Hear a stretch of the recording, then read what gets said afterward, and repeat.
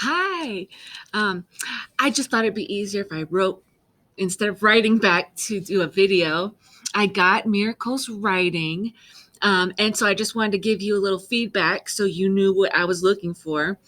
Um, Let me show you a sample of a student who is on grade level, her writing.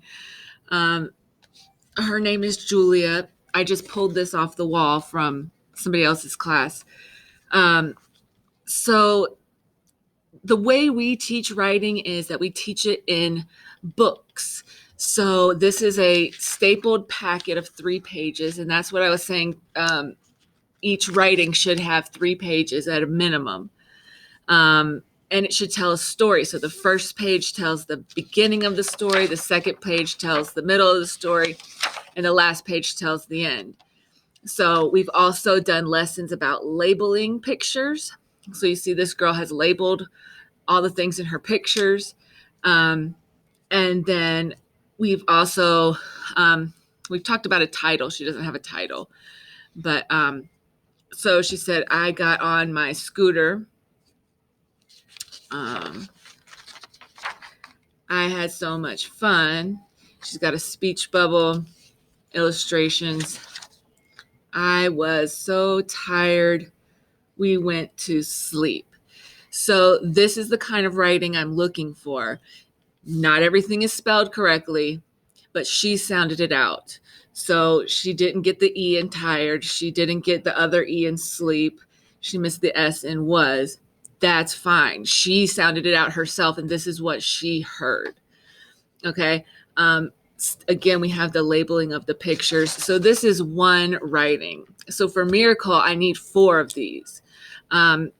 Like when we do writing in class, they're supposed to come with paper at their desk every day. And we usually work on 1 page a day.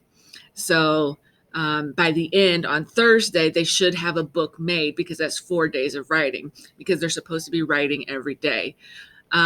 And a main part of writing is drawing the pictures because the pictures tell the idea, they tell the story, and it helps me see what they're thinking.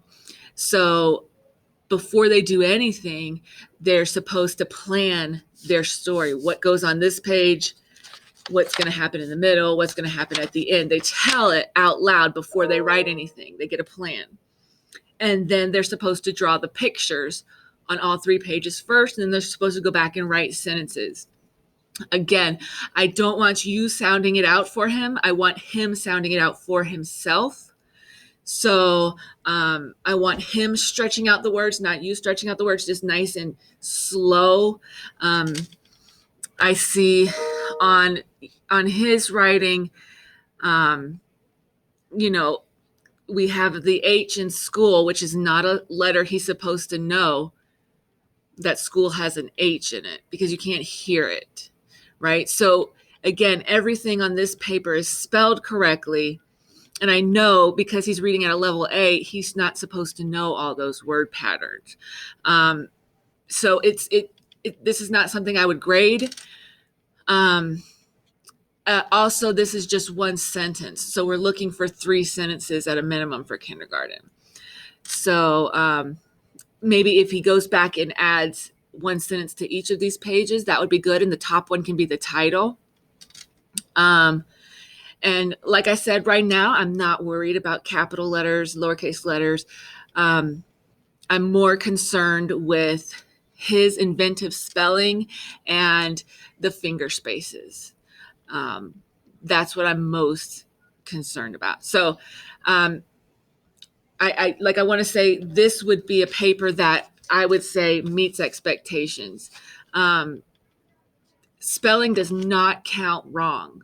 So if his words are not coming out on the paper correct, but they sound bright, like if school was spelled SKOOL or SKOL, that would be something I would expect. That's not counted off. That's not counted wrong. That's where he's at right now. That's his level. That's the level of an A reader right now. And I do think he's an A, B reader, but still some of those spelling patterns are things they learn later as a C or a D. So there are sight words, and he's allowed to use his sight words to help him spell. So if he has like, if he has like this next to him when he writes, he's allowed to use this to spell, right?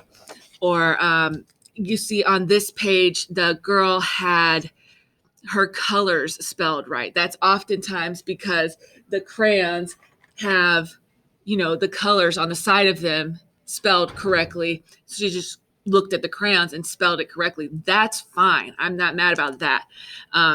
But I just want those bigger words, him to spell them all by himself, and make sure we got those finger spaces in there.